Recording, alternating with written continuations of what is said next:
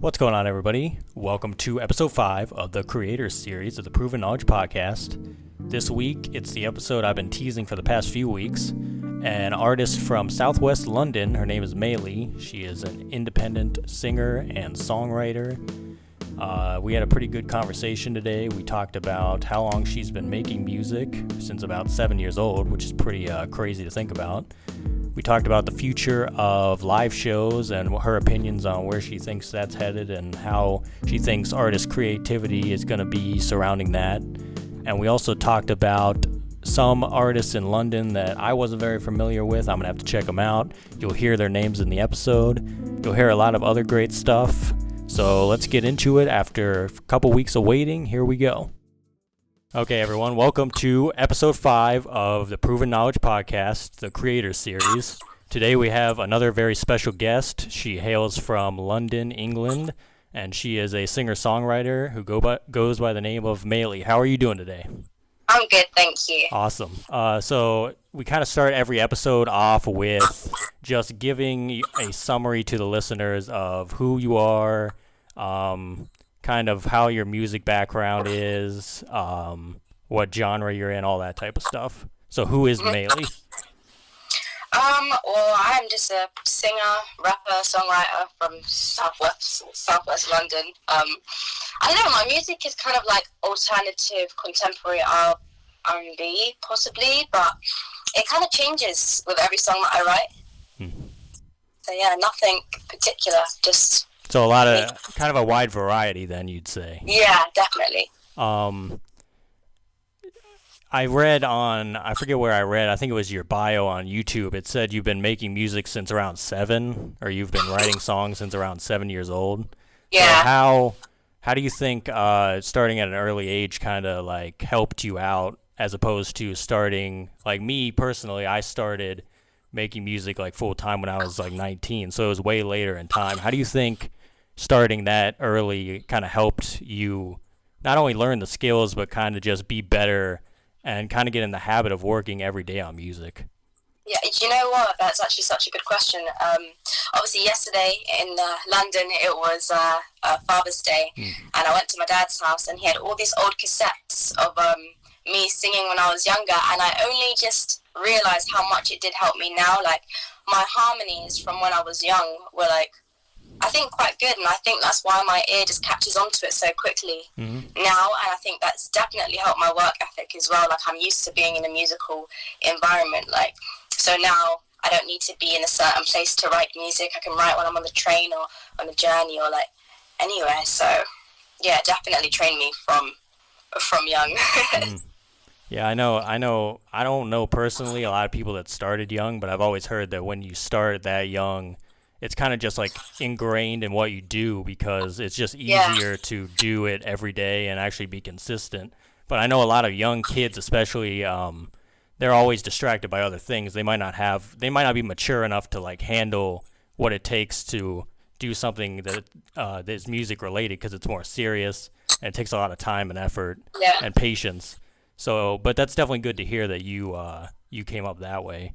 I want to ask you as well about, I know right now in the world in general, there's a lot going on, kind of more so than usual. There's always a lot going on, but I feel like this year has just been really crazy all around. So how have you been handling kind of everything that's been going on in your life and really in the world in general over the past probably 4 or 5 months?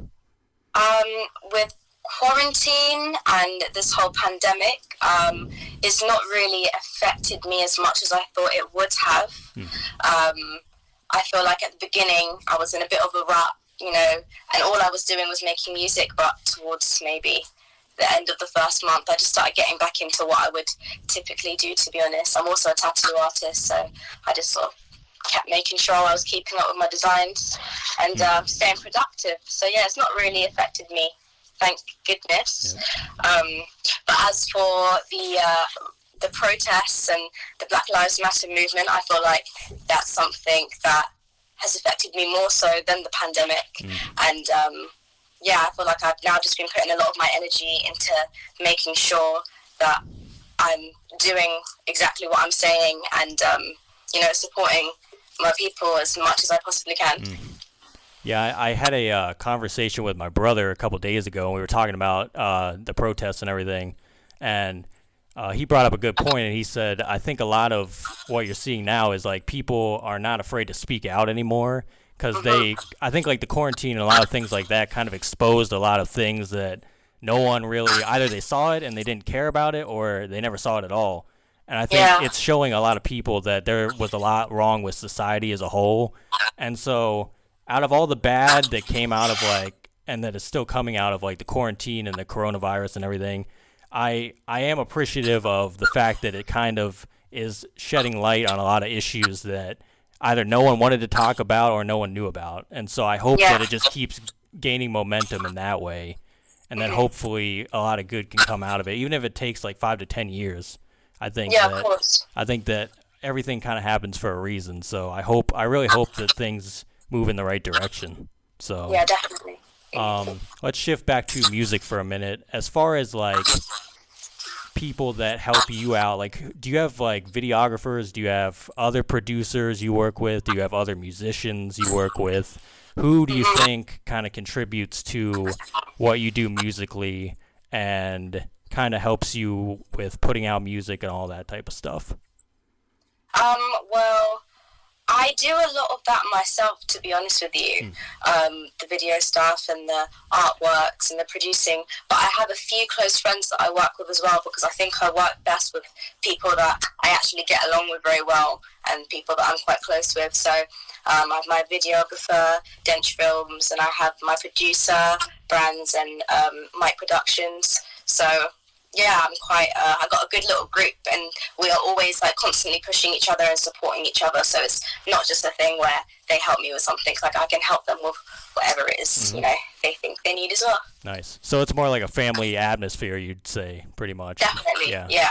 I'd say that's definitely important to have because I'd say the closer you are with like your team and everything, the more that's going to get done. And like you said, they can help you carry out your vision, and hopefully you're helping them do whatever they seek to do as well.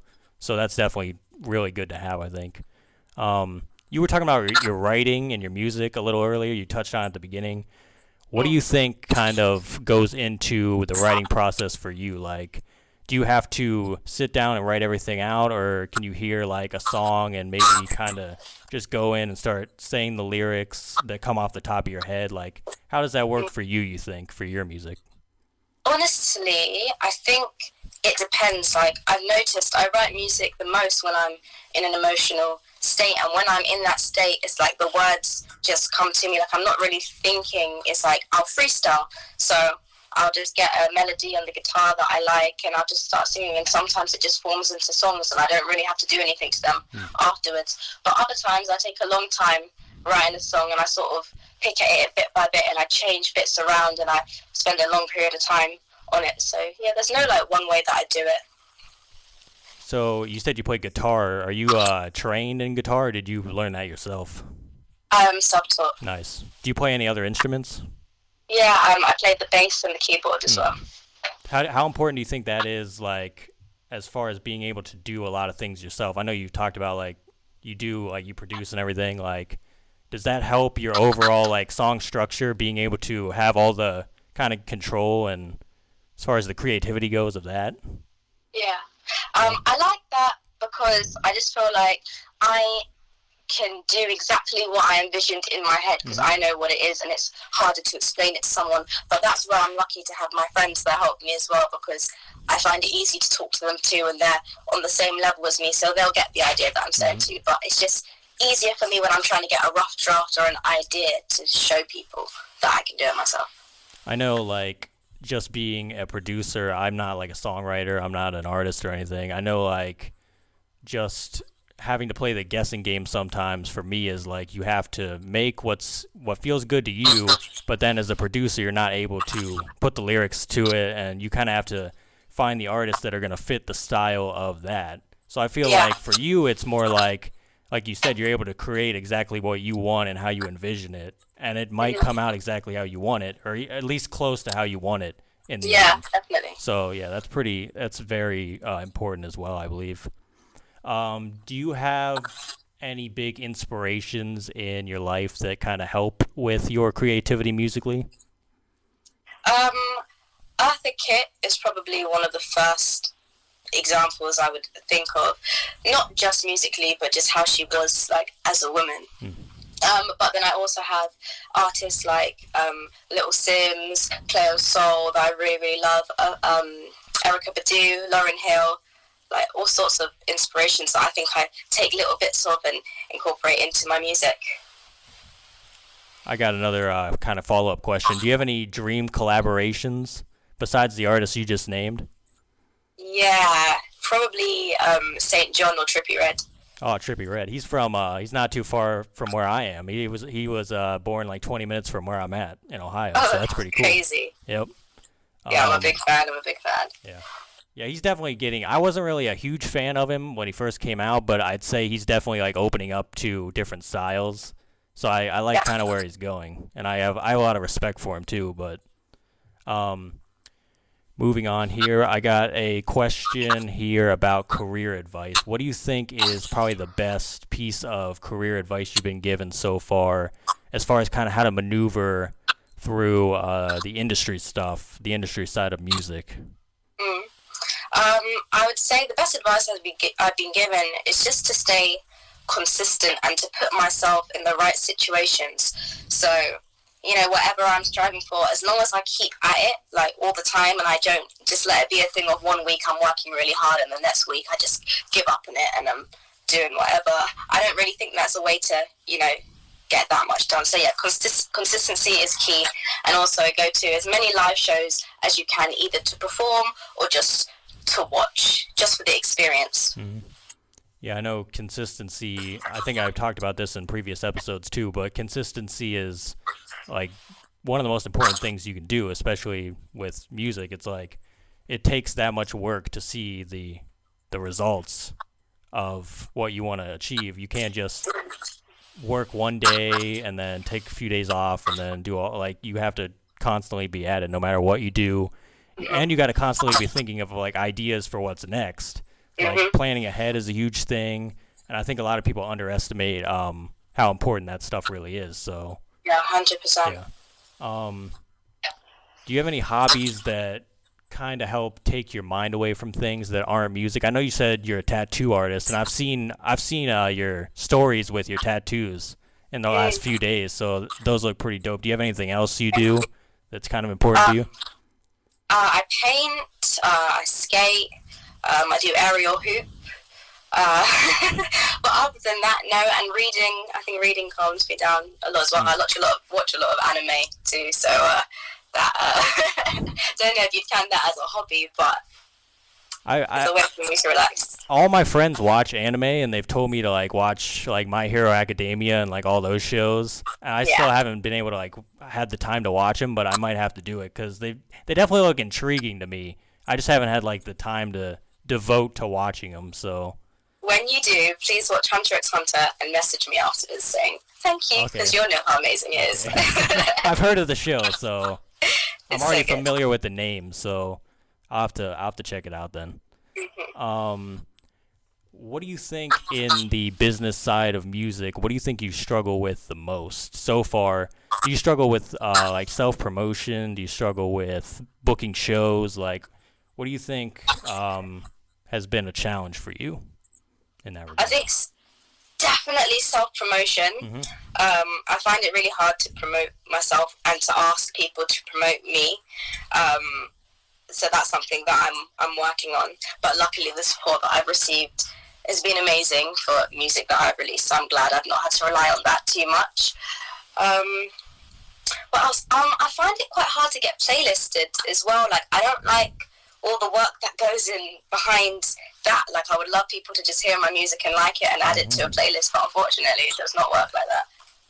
Yeah, I know, like, I was struggling with that for the first couple years of just not understanding kind of how it worked, and like you almost have to learn the marketing side as much as the music side, because it's that important especially in the internet age where everyone is just putting out content constantly. You have to figure out how to figure out what your audience is. You got to figure out what kind of content they want to see. all this stuff, and it has nothing to do with music. It's Yeah. kind of like a tough pill to swallow, I think, for people too, because you just want to as creators, we just want to make music all day, and that's kind of all we want to do. But then you find out there's a lot more that goes into it. So it's definitely. I don't know if have you ever heard of Adam Ivy on YouTube? No, I have not. You should look up his videos. He's got his whole channel is like devoted to like music marketing, and like he has a music class for like indie artists that want to learn how to like market themselves and things. You should check out his YouTube. Yeah, that's amazing. Thank you. He's got great videos. So I would highly recommend. So you're from London. Are you from the actual in the city, or are you like outside of London? I'm in London. I live in Streatham. Nice. Yeah. I figure that the music scene is still pretty like bubbling and everything. How many are there any like new indie artists that are unknown that you know of that you kind of want to like shed some light on? Like any of your friends or anything? Yeah, definitely. Ben BC is an up-and-coming artist, singer, rapper, guitarist, from South London as well. He is crazy talented. I got Rochelle Williams. I've got so much talent over here when I think about it. One girl I've been listening to a lot, Nayana. She used to be part of the 9/8 Collective. She's pretty dope too, yeah. Nice. So do you know these people like personally, or you just know of their music? No, some of them I know personally, and Nice. some of them are just people that are up and coming. Like they've not got like too much attention yet, but I can see that they definitely will. Nice. I'll have to check out some of their stuff, because I'm still like, I know that I've been kind of paying attention to like what Canada's been doing, because I'm closer to Canada, and I know their music scene is like incredible right now, especially like Toronto and everything. And I'm trying to pay more attention to like the UK and all that stuff. There's actually one of the first artists that bought a beat off of me was from London. His name, Okay. I think his name's Mike Morrow or Mike Marrow or something. He's really dope rapper. So I'm a little bit familiar, but I still got to check out a lot more music, especially from the London area, because I know there's a lot of dope artists over there. So Yeah, they really are. so you were talking about live shows earlier and how important that is to like attend and everything. Obviously, that whole thing is kind of uncertain now with the pandemic and everything. What do you think the future looks like for live shows? Like, because really none of us know what's going to happen when things Yeah. start opening up. So what do you think is going to happen? I think while the weather's nice over here, it's probably going to be a thing of people bringing live equipment to commons and parks and just playing for people there, which is something that I would like to start doing soon, now that these social distancing rules have been slightly loosened.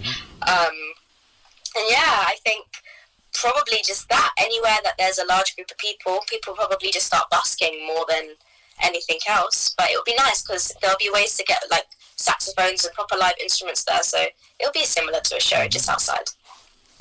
Yeah, I've really been kind of racking my brain on like, especially venues and like the smaller venues that they rely on like shows to have that's like their income, is they have shows like every night that they book, and now for the past like 4 months they haven't been able to book anything. I know where I'm at, and like the U.S. in general, there's a lot of venues that have been around for like 50 years and they have to close. So it's kind of very unfortunate in that, right? So I just don't know like, as far as that goes, what's going to happen, and like, is there really going to be like cut capacity and things like this? To me, that's not like a show, because to me, it's about like the camaraderie of everyone you're with at the show, and you want to be with people that enjoy the same music that you do. That's why you're there, you know? You go to the show for like the atmosphere and all that stuff, and the way that they've been talking about moving shows forward like in the next few years, I don't know if any of that even sounds appealing to me. But I like your idea, what you said, like more kind of like pop-up shows happening. So I think a lot of artists would probably be down for that, but it's definitely going to be intriguing to see what happens. I don't know. Yeah, I'm looking forward to seeing the new ways that people can be creative. And it's kind of already started too with like the IG lives and the like periscopes and things like that. So, yep. Are you completely an independent artist, or are you on like a label or anything right now, or?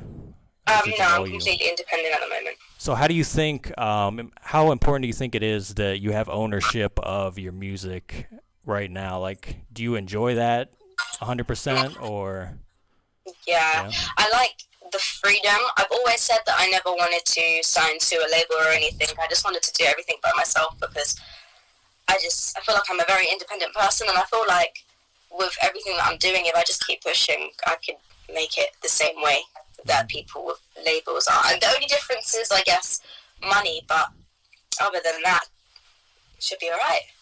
Yeah, I think I've been saying this on every episode too almost, is like the label thing, especially major labels, it's basically like a loan. It's like you're taking out a giant loan from the label and they give you money for advertising and all this stuff, and if you don't perform the way they think you're going to perform, it might not even work out for you past like one album or an EP or something. Like there's all types of different deals, there's all types of different situations.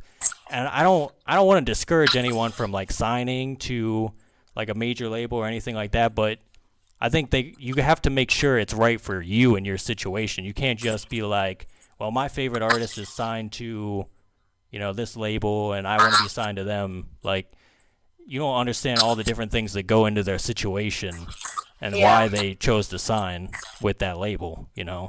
I think it's all about personal preference and kind of what you're looking to do in your career at that time, and you have to look in the future as well based yeah, on 100%. what contracts you're signing and all this stuff. So it's definitely more complicated than people think, but so far everyone I've talked to has said kind of what you said, which is like they prefer to have all the chips on their side of the table with like ownership, and you get all the creative control, and it's definitely very important. It's definitely very freeing to have, I think, and you're not Definitely. obligated.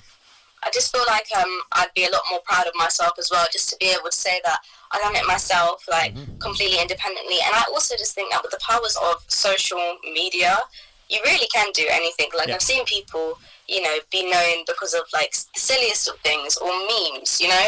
Like you can definitely create a career off of social media. I mean, look at all the people blowing up on TikTok right now. Like Yeah. TikTok is like massive. It's one of the biggest apps in the App Store right now. Like, and that has completely changed the industry again. Like, there's things popping up all the time that are giving like people just out of their house the opportunity to be huge. So it's really all in just what you're looking for, I think, at the end of the day. So, if you could go back 10 years to your past self, what do you think you would tell yourself about where you're headed or where you want to be?